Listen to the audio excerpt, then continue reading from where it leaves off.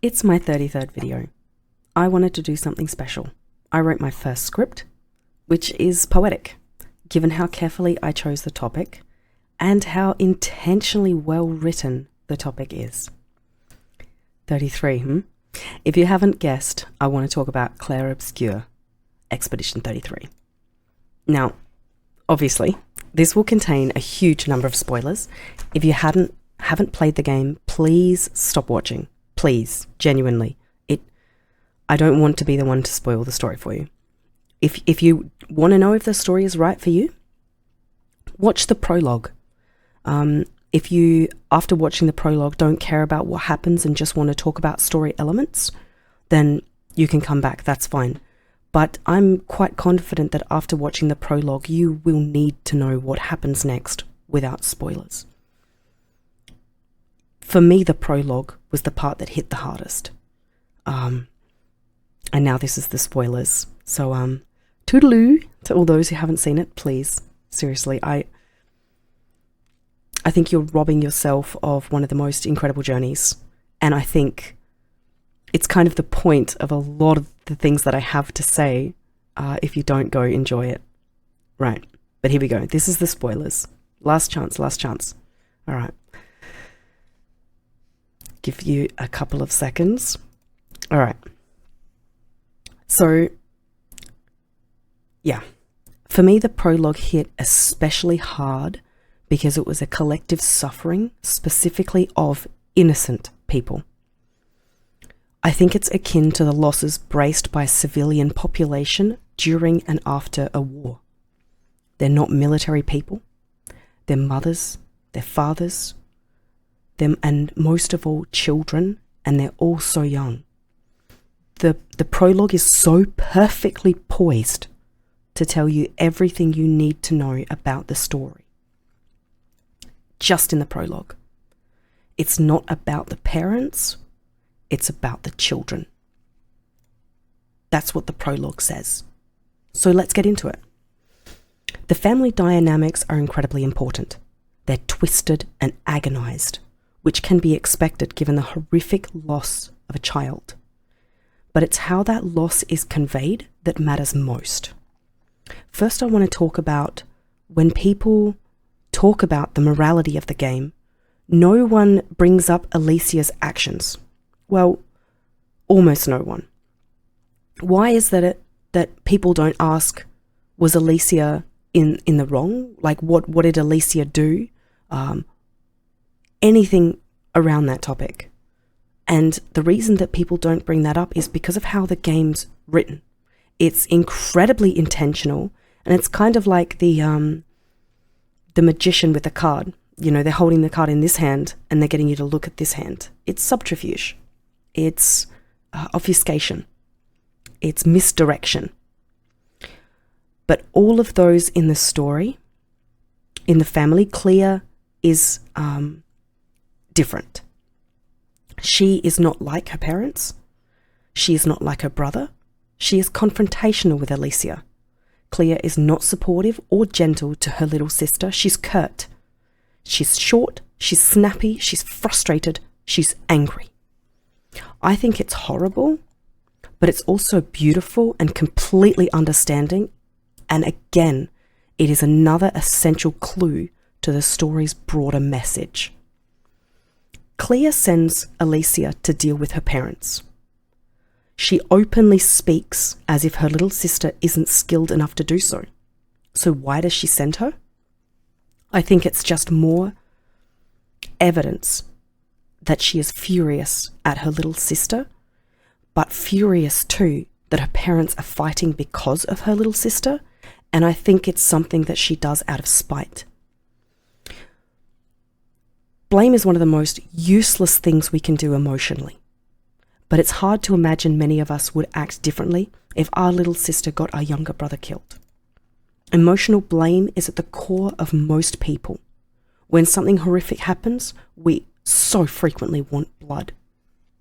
Or as we often call it, justice. But as so often happens in life, as it is in this instance, there is no justice when a family member is lost.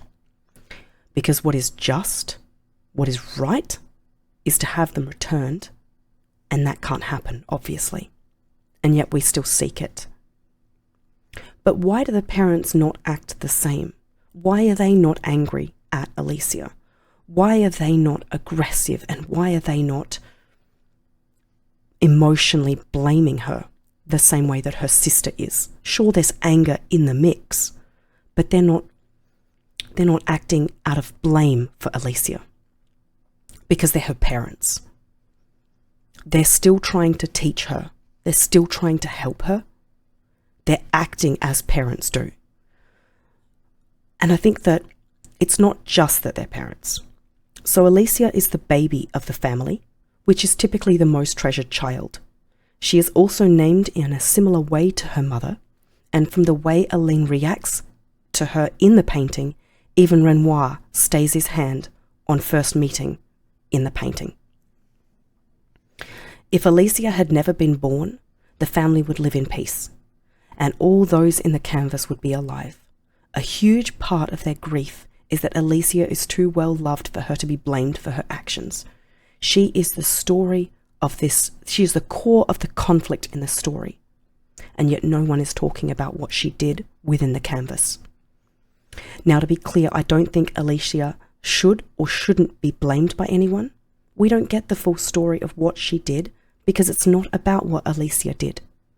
The past can't be changed, and her family, who lost a son, will still be her family. And losing a son was way too much, so of course they can't also lose a daughter. And that's what I mean by because they are her parents. It is different to lose a sibling than it is to lose a child. Incredibly different. So to answer the question, even though Alicia gets her brother killed, that's not the point of the story. Whether she was completely foolish or selfish or just naive, whatever that is, that's not the story. How the family handles something they can't handle is the story.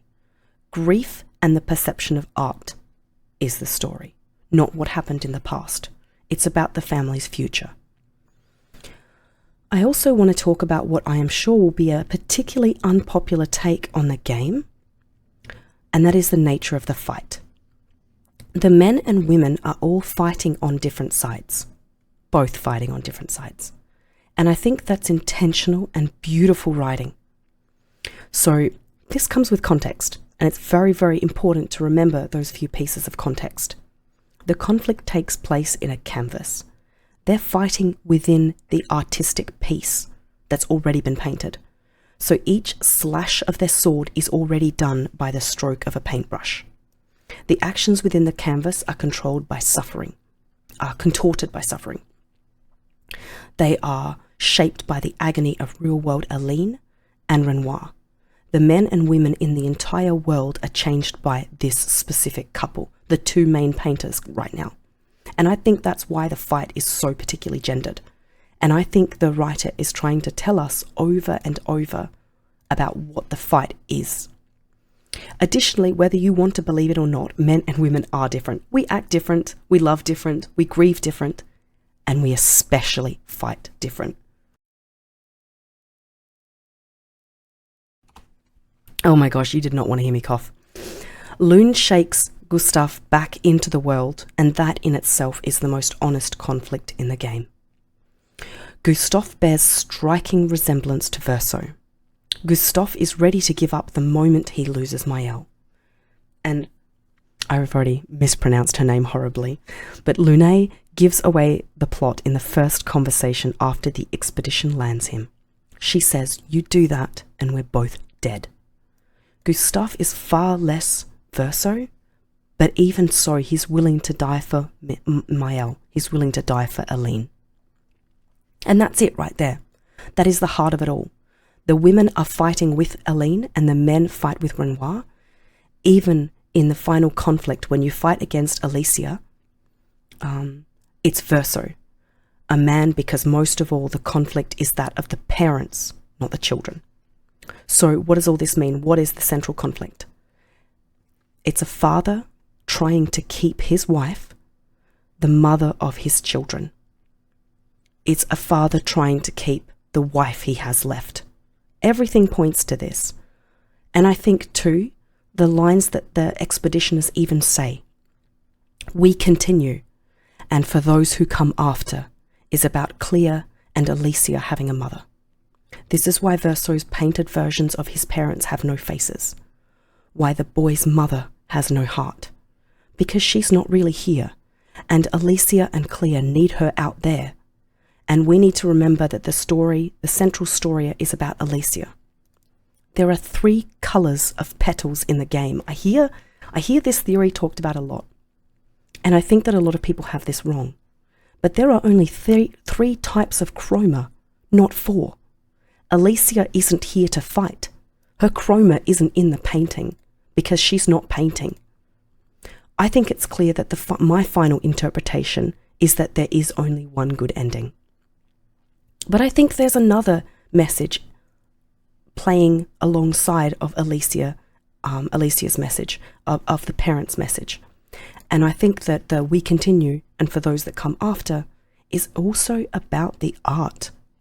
So it's not about the ones we lose, it's about that which survives. It's an homage to the soul's art touches and the pieces that remain within all of us.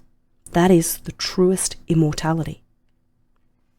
But I think a crux of this moral, a crux of this theme is that the song always ends. The novel always closes.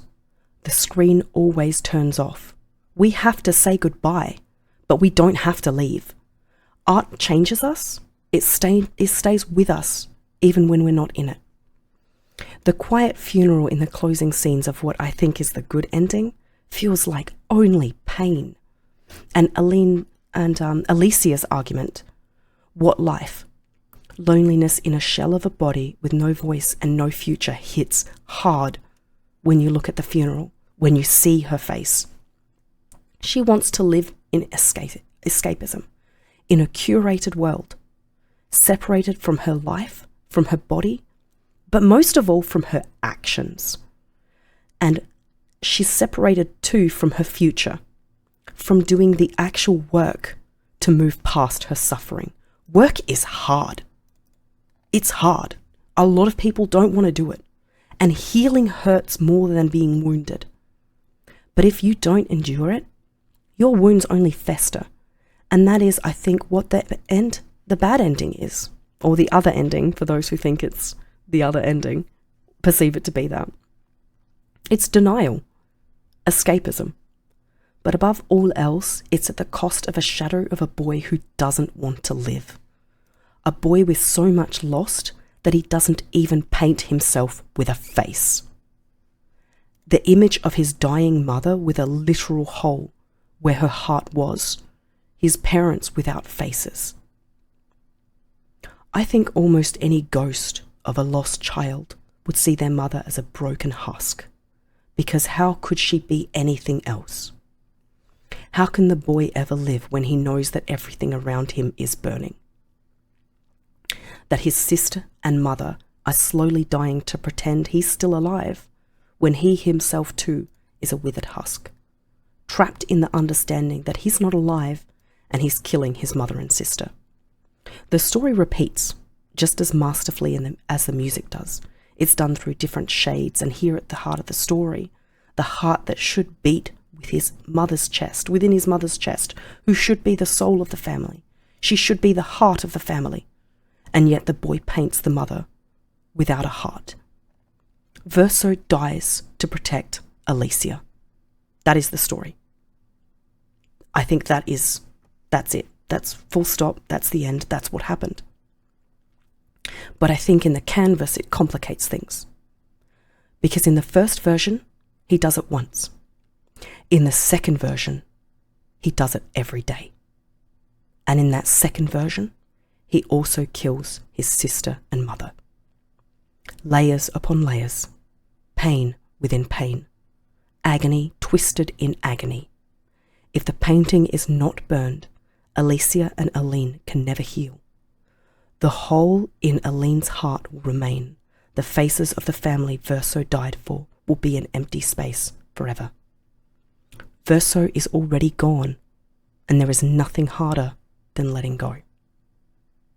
What an epic game. What an exceptional game. Truly, truly exceptional. I would love to hear arguments for why it's a great idea to leave this tiny little boy who painted himself without a face, why it's a good ending to have him constantly painting as the puppeteer to his mother and sister's demise. I would love to hear arguments for it. I mean, I want comments in general about the game because, wow, someone gifted me this game, and it's,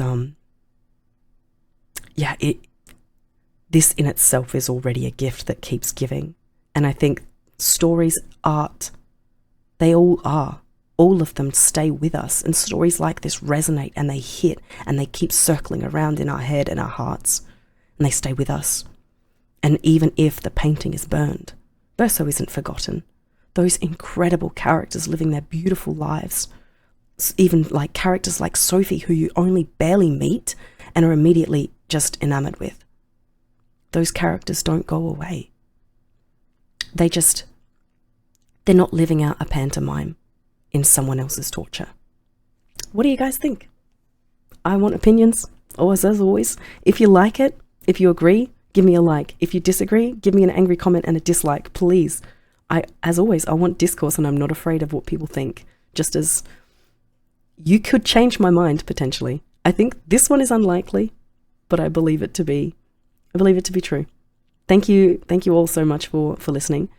And oh my God, to the devs of this game, there is no thank you. I think all of us know that there is no thank you we can ever give you. See you in the next one.